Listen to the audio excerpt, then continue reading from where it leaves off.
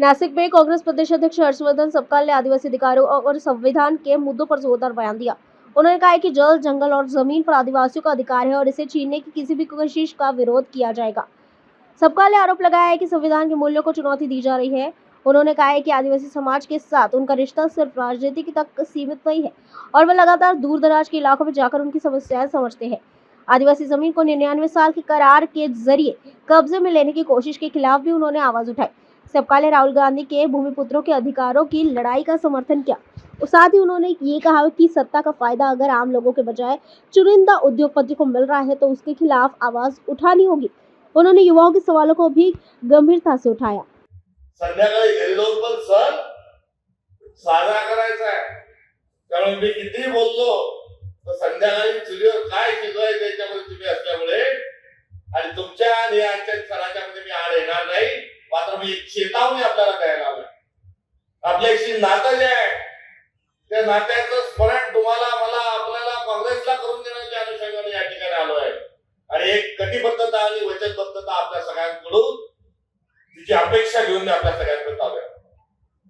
मी एक कार्यकर्ता आहे आणि कार्यकर्ता असताना आमदार वगैरे काय जिल्हा परिषद अध्यक्ष वगैरे राहिलं असेल ते सगळं ठीक आहे, मात्र प्रदेश काँग्रेस कमिटीचा अध्यक्ष झाल्यानंतर टीव्ही मध्ये बातमी चालली की आदिवासी समाजाचा हर्षवर्धन सबका काँग्रेसच्या प्रदेशाध्यक्ष पदासाठी निवड आणि आदिवासी समाजातील मी असल्याची एक ओळ चालली, ही खरी का खोटी या खोलात मी जात नाही, मात्र ती ओळ का चालली, कारण मी गेल्या 35 वर्षापासून माझी एक लढाई जी आहे, माझं एक काम आहे, एक ग्राम समाजाच्या सशक्तीकरणाच्या अनुषंगाने त्या आदिवासी करता लढत आहे।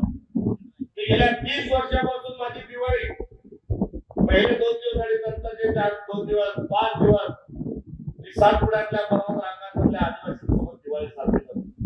माझ्या मुलांना गावातली खेड्यातली दिवाळी कशी माहित नाही आणि दिवाळी सारखा सण मी आपल्याकडे सर्वांकडे साजरा करते, कारण काय तर दिवाळी म्हणजे प्रकाशाची पूजा, दिवाळी म्हणजे प्रकाशाचा उत्सव आणि माझ्या कोणतीनुसार माझ्या जवळचा असणारा प्रकाश मी अंधकारमय असणाऱ्या हा सातपुड्यातल्या अति दुर्गम भागातील आदिवासी बांधवांसोबत साजरा करतो आणि तो साजरा करत असताना एक तुमचं आणि माझं जे नातं आहे ते नातं हे दिवाळीच्या आणि आदिवासीच्या अनुषंगाने आहे आणि ते नातं असल्याची ही माझी एक जी ओळख आहे, ती ओळख आपल्या सगळ्यांसोबत मी शेअर याच्यासाठी करतो, मी त्याच्यासाठी आपल्यासोबत हा शिवरीचा ठेवा वाटत घेतो की आपली सर्वांची दुःख जी ते मला माहिती आहे। जो पायात बोट घालतो त्यालाच माहित राहतो तो कुठे चावतो, बाहेरून बघणाऱ्या माणसाला तो कळत नसतो। पण आपले दुःख आपले व्यथा या सर्व जे या सर्वांशी काँग्रेसची अखिल भारतीय काँग्रेस कमिटी ही सहमत आहे। हा इंदिरा गांधींचा पक्ष आहे, हा महात्मा गांधींचा पक्ष आहे, हा आरक्षणाच्या अनुषंगाने संविधान पारित करत असताना म्हणजे पहिल्या पंतप्रधान पंडित जवाहरलाल नेहरूंचा पक्ष आहे। त्यांनी संविधान निर्माण केलं आणि निर्माण केलेल्या बाबासाहेबांच्या संविधानाला त्या संविधान सभेने पारित केलं आणि आरक्षणाचा पहिला अधिकार आदिवासीला दिला। अस्पृश्यतेच्या अनुषंगाने कलम असणाऱ्या एसटीला दुसरा दिला, भूमिपुत्र असणाऱ्या ओबीसीला दुसरा दिला आणि भटक्या विमुक्त जाती जमातीचा राहून गेलेला विषय हा 1956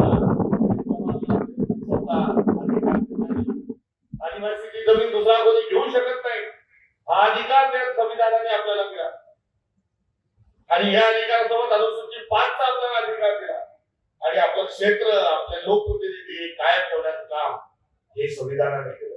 मात्र संविधानाच्या जीवावर कोण उठलाय तर आज मनुवादी विचार जो आहे, तो राष्ट्रीय स्वयंसेवक संघाचा विचार आहे, हा आता या आरक्षणाच्या मुळावर उठलाय, कारण तो संविधानाच्या मुळावर उठला।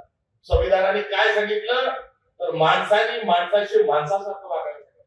संविधानाने काय सांगितलं तर अनुसूचित 5 अस्तित्व मान्य करत असताना, एसटीचं आरक्षण आदिवासीचं आरक्षण मान्य करत असताना या ठिकाणचा भूमिपुत्र आणि मूळ मैत्री मूळ आदिवासी या ठिकाणी आदिवासी काळापासून राहणार कोण आदिवासीचं हक्क जे आहे तिथं संरक्षण आश्वासित आपल्याला सगळ्यांना आता काय चाललंय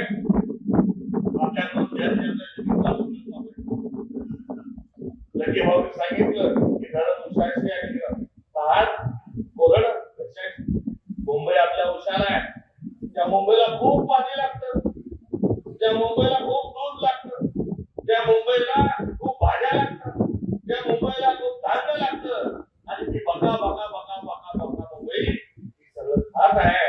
त्याच्या घरी भुशालाही माणसं पाहिजे, त्याच्या घरी काम करायलाही माणसं पाहिजे, हेही आपल्याकडे घेतात. मात्र आता कुठेतरी त्या मुंबईलाही सांगायची वेळ आलेली आहे की भाऊ की जरा तुमची पण जी तहान आहे ती मर्यादित ठेवा, कारण तुमची भूक पूर्ण करता करता आता आमचा जीव चाललाय हे आता आपल्याला सगळ्यांना सांगितलं पाहिजे. पालघरच्या आदिवासीचं काय होतं आपण बघतोय, इगतपुरीच्या आदिवासीचं काय होतं आपण बघतोय, गुजरातच्या आदिवासीचं आपण काय बघतोय, आणि आपण फक्त रडत राहिलो तर चालणार नाही. आजच्या आदिवासी दिवसाच्या घरी त्यांना एक निर्णय आपल्याला घ्यायचा आहे. रडायचं का लढायचं,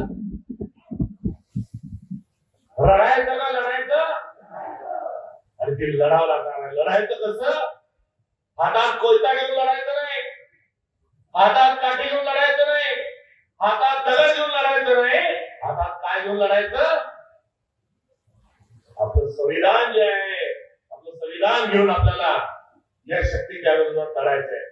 झेंजी नावाचं एक वादळ देशात उठलंय, पेपर फुटतात आहे, नोकऱ्या लागणं बंद झाले, लोक घरात बसून नाही राहिले, रस्ता उतरले, दिल्लीला गेले. आपल्यालाही काय करावं लागणार आहे, आपल्यालाही आपल्या अधिकारासाठी तीच लढाई ही लढावी लागणार आहे. तर जंगलाची लढाई आहे, पाण्याची लढाई आहे, जमिनीची लढाई आहे, आणि जमिनीच्या लढाईच्या अनुषंगानं आपल्या सर्वांना अधिक आक्रमक होण्याची आवश्यकता आहे. पारधी अधीर झाला, हरण जपून ठेवा, अंधार फार झाला, पत्ती जपून ठेवा, हा आजचा असणारा संदर्भ आहे. आपल्या महसूल मंत्र्यांनी, आपल्या राज्य सरकारने एक वेगळाच नियम काढला. आदिवासीची जमीन खरेदी करता येत नाही, त्याची परवानगी देऊ शकत नाही, तर आपल्या बापाने संविधानामध्ये ते लिहून ठेवलंय. म्हणून आदिवासीची जमीन खरेदी नाही केली तरी चालेल, मात्र 99 वर्षाच्या लिस्टी तुम्ही घेऊ शकता. टेबलाच्या खालून पैसे घेऊन काम कसे करून घेणारी जमात ही आता आपली जमीन 99 वर्षाच्या लीज वर दिली जाते. या अन्यायकारक निर्णयाच्या विरोधात देखील आपल्याला लढाई ही कुठेतरी लढली पाहिजे.